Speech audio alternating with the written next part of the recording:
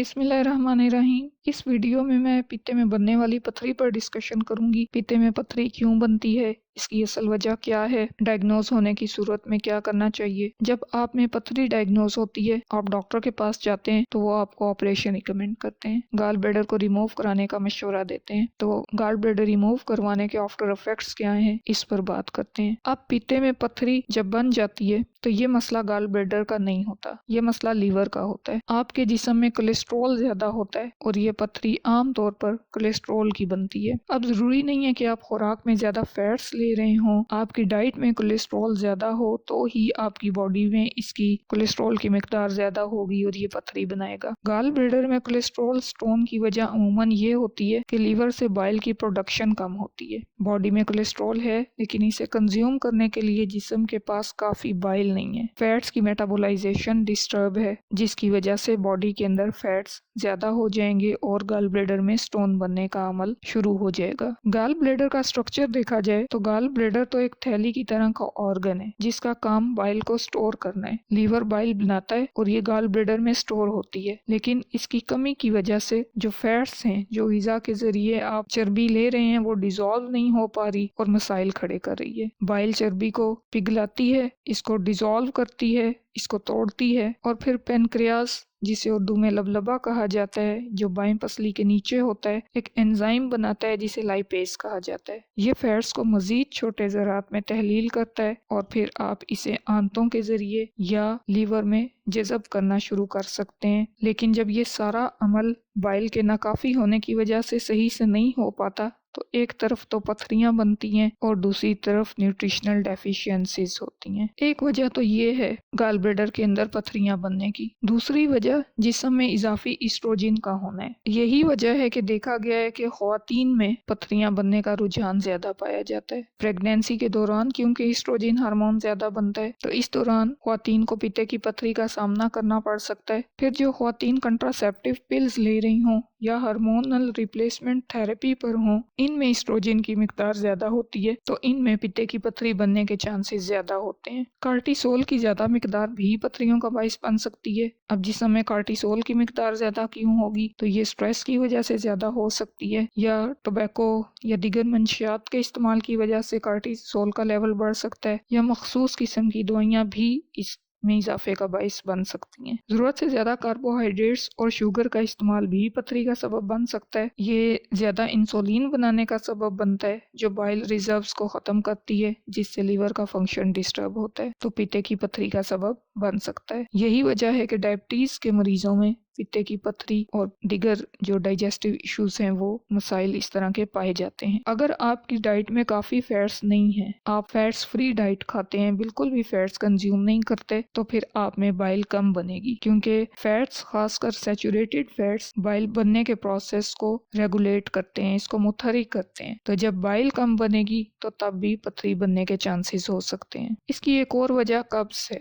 कब्ज भी कम बाइल बनने का सबब बनती है, बाइल की प्रोडक्शन कम होती है और जब भी बाइल की प्रोडक्शन, जिस भी वजह से बाइल की प्रोडक्शन कम होगी, पथरी बनने का सबब बनेगी। बाइल एंटीबैक्टीरियल है, दूसरे अल्फाज में जिस्म को हार्मफुल बैक्टीरिया से बचाती है। इनकी ग्रोथ रोकने के लिए छोटी आंत में एक खास किस्म का मीडियम कायम रखती है। तो अगर आप खाने के बाद ब्लॉटिंग या एसिडिटी वगैरह महसूस करते हैं तो इसका मतलब है कि आप में बाइल की कमी है, जिसकी वजह से हार्मफुल बैक्टीरिया की ग्रोथ होती है और ब्लॉटिंग का मसला होता है, पेट फूला हुआ महसूस होता है, इससे डाइजेशन का अमल मुतासिर होता है और पथरियां बनने का रिस्क बनता है। अब अगर पथरियां बन चुकी हैं तो कैसे पता चलेगा कि गाल ब्लैडर मुसीबत में है? ऐसी क्या अलामात हैं, ऐसी क्या निशानियां हैं जिनकी वजह से कोई ये जान सकता है कि उसे गाल ब्लैडर में स्टोन्स बन रहे हैं या स्टोन्स बनने का रुझान पाया जा रहा है? तो अनफॉर्चुनेटली गाल ब्लैडर के मसाइल 80% से ज्यादा टाइम एसिम्टोमेटिक होते हैं, जिसका मतलब है कि कोई वाज़े अलामात नहीं होती, छोटी छोटी अलामात होती हैं जिन्हें हम इग्नोर करते रहते हैं और जब मसला बढ़ जाता है, दर्द स्टार्ट होते हैं, तो तब हमें अल्ट्रासाउंड करवाने का कहा जाता है और तब डायग्नोज होता है कि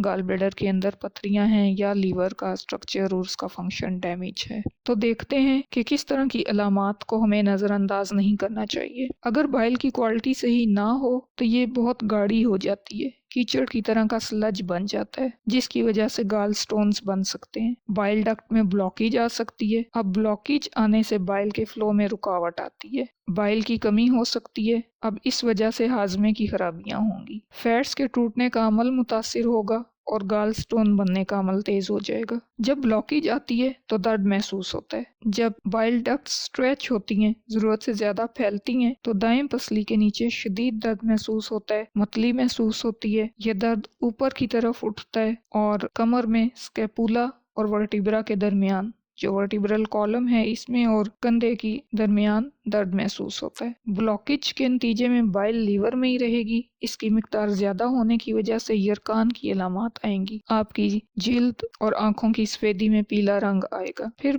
बार बार नौजिया और वॉमिटिंग की कैफियत का सामना करना पड़ता है, क्योंकि बाइल कंज्यूम नहीं हो रही, वापस लीवर में धकेली जा रही है, जो फिर नौजिया और वॉमिटिंग जैसी कैफियत का सबब बनेगी। आपके पखाने का रंग तब्दील हो सकता है। पखाने का रंग आमतौर पर ब्राउन होना चाहिए, लेकिन जब बाइल की कमी होती है तो ये हल्के रंग का या सुरमई माइल होता है। और क्योंकि बाइल की कमी की वजह से फैट्स डाइजेस्ट नहीं हो पा रहे ठीक तरीके से, तो अनडाइजेस्टेड फैट्स पखाने के साथ खारिज होते हैं, जिसकी वजह से पानी की सतह पर ऑयल तैरता दिखाई देता है। तो फैट्स को हजम ना कर सकना एक अलामत है कि बाइल कम प्रोड्यूस हो रही है और गाल ब्लैडर मसले में है। गैर हजम शुदा या पानी भरा पखाना भी हो सकता है, डायरिया टाइप का पखाना हो सकता है। एक और निशानी ये है कि आपके यूरिन का रंग गहरा पीला या भूरे किस्म का होगा। सुर्खी माइल भी हो सकता है, क्योंकि इसमें रेड ब्लड सेल्स के वेस्ट प्रोडक्ट्स होंगे। लीवर में बाइल की ज्यादा कब्ज का बाइस भी बनती है। अगली अलामत खारिश की है। खारिश कहीं पर भी हो सकती है। इस खारिश में रात को ज्यादा होती है। बाइल की कमी की वजह से डिटॉक्सिफिकेशन नहीं होती, जिल्द के नीचे जहरीले मादों की मिकदार जमा होती है, जो खारिश बनने का सबब बनती है। तो अगर आप में ये अलामात हैं, दाएं पसली के नीचे असबी दर्द, गर्दन में दर्द, कंधे का दर्द, मतली के आना, पीला या सुरमई पखाना, गैर हजम शुदा तैरता हुआ पखाना, डायरिया, पानी भरा पखाना और आंतों की हरकत पर काबू ना होना, IBS जिसे आजकल कहा जाता है, जिल्द पर खारिश, खास तौर पर रात को, गहरे रंग का यूरिन, यरकान, कब्ज, तो आपको अपनी खुराक तब्दील करने की जरूरत है, क्योंकि आपका लीवर, आपका गाल ब्लैडर मुसीबत में है। तो ये तो दो बातें हो गई कि स्टोन्स क्यों बनती हैं गाल ब्लैडर के अंदर, और अगर बन गई हैं तो किस तरह की अलामात सामने आती हैं। अब हम ये बात करते हैं कि स्टोन्स बन जाने के बाद क्या गाल ब्लैडर को रिमूव करा देना चाहिए, या गाल ब्लैडर को रिमूव करा देने के बाद क्या पेचीदगियां हो सकती हैं। तो जैसे हमने बात की कि बाइल लीवर में बनती है, जो एक ट्यूब या डक्ट के जरिए गाल ब्लैडर में आती है और इसके अंदर स्टोर होती है। जब आप खाना खाते हैं तो जरूरत के मुताबिक बाइल छोटी आंत में एंटर होती है। आपकी खुराक मुख्तलिफ औकात में मुख्तलिफ किस्म की होती है। कभी आप कार्बोहाइड्रेट ज्यादा ले रहे होते हैं, कभी प्रोटीन ज्यादा ले रहे होते हैं, जिसे हजम करने के लिए कभी कम तो कभी ज्यादा बाइल चाहिए। तो ये स्टोर शुदा बाइल इस्तेमाल होती है, लीवर पर बोझ नहीं पड़ता। अब अगर आप गाल ब्लैडर कुर्बान कर चुके तो स्टोर हाउस खत्म हो गया। जब भी आप खाना खाएंगे लीवर को बाइल बनानी पड़ेगी। बॉडी में इसकी मिकदार रेगुलेट नहीं होगी, जिसकी वजह से हाजमे की खराबी के मसाइल अक्सर रहेंगे। अगर आपके पास बाइल की कमी है, चर्बी को हजम करना मुश्किल होगा, तो नंबर 1 बदहजमी का तजुर्बा करेंगे, आप गैस का तजुर्बा करेंगे, अफारा होगा।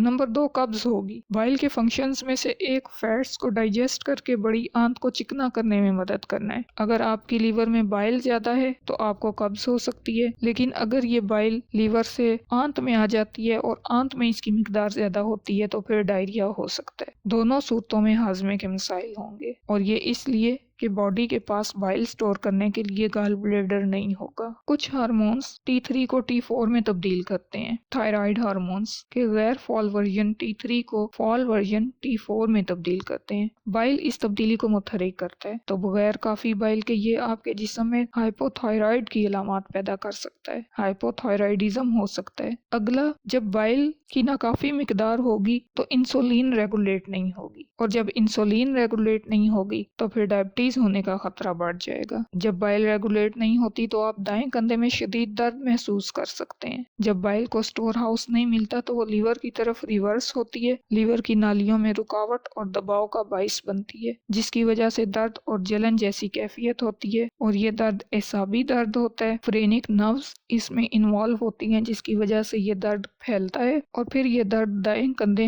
گردن تک اور سر درد بھی ہو سکتا ہے۔ ہماری غذا میں ایسے اجزاء پائے جاتے ہیں جو پانی میں حل نہیں ہوتے، یہ فیٹ میں حل ہوتے ہیں۔ اس کی مثال ایسے ہے کہ آپ کے ہاتھوں پر چکنائی لگی ہو اور آپ سادے پانی سے ہاتھ دھوئیں تو یہ آپ کے ہاتھوں سے نہیں اترے گی، لیکن اگر پانی کے ساتھ ڈٹرجنٹ کا، سوپ وغیرہ کا استعمال کریں تو یہ اس کے ساتھ حل ہو کر صاف ہو جائے گی۔ بائل باڈی میں ڈٹرجنٹ کا رول پلے کرتی ہے، یہ فیٹس کو ڈیزولو کرتی ہے، چربی کو توڑتی ہے، پھر پینکریاز لائپیز نامی انزائم ریلیز کرتا ہے جو اسے مزید توڑتے ہیں۔ اس طرح فیٹ میں حل پذیر وائٹامن جسم کے لیے قابل استعمال حالت میں لائے جاتے ہیں۔ سائنٹیفکلی اس کے لیے ایملسیفیکیشن کا لفظ استعمال ہوتا ہے۔ آپ کھائی گئی خوراک کو ہضم اور جذب کر سکتے ہیں۔ ناکافی بائل کی صورت میں ڈائجیشن اور ایبزارپشن کا عمل متاثر ہوگا۔ کسی بھی قسم کی نیوٹریشنل ڈیفیشنسی ہو سکتی ہے۔ بائل کی کمی کے نتیجے میں وائٹامن اے، ڈی، ای یا کے کی کمی ہو سکتی ہے، کیونکہ یہ فیٹ سoluble وائٹامن ہے، اور ان وائٹامنز کی کمی کے نتیجے میں پھر کوئی بھی منرل ڈیفیشینٹ ہو سکتا ہے۔ لیور کورٹیسول بھی بناتا ہے، اسے متحرک کرنے کے لیے بائل چاہیے۔ اس کی مقدار کی کمی پیشی کی صورت میں مزاج میں، موڈ میں تبدیلیاں آ سکتی ہیں، تو اگر آپ گال بلیڈر کو ریموو کرا دیتے ہیں تو پھر غصہ کنٹرول کرنے میں مشکل کا سامنا کرنا پڑ سکتا ہے۔ لیور کا ایک اور کام ڈیٹاکسیفیکیشن کا ہے، تو اگر بائل کی کمی ہے تو اس کی وجہ سے ڈیٹاکسیفیکیشن نہیں ہوگی، جس کی وجہ سے پھر جلد کے نیچے زہریلے مادوں کی مقدار جمع ہوگی جو خارش کا سبب بنے گی۔ اگر آپ گال بلیڈر کو ریموو کرا دیتے ہیں تو پھر خارش کو کنٹرول کرنا مشکل ہو جائے گا۔ کنکلوڈ کروں تو اگر گال بلیڈر کو ریموو کرا دیں گے تو آپ فیٹس کو ہضم نہیں کر سکتے، قبض، کانسٹیپیشن، ڈائریا، گیس، ڈسپیپسیا، ایسیڈیٹی، پیٹ میں درد جیسے مسائل کا شکار رہیں گے۔ ہائپوتھائرائڈزم، ڈائبٹیز کے چانسز بڑھ جائیں گے۔ دائیں کندھے کی جکڑن، دائیں پسلی کے نیچے جکڑن، وائٹامنز کی، منرلز کی ڈیفیشنسیز کا تجربہ کر سکتے ہیں۔ تو اب سوچ لیں کہ گال بلیڈر کو ریموو کرانا ہے یا لائف سٹائل کو بدلنا ہے۔ کوشش کریں کہ گال بلیڈر ریموو کروانے کی بجائے اپنے لائف سٹائل کو بدلیں۔ متوازن غذا کھائیں،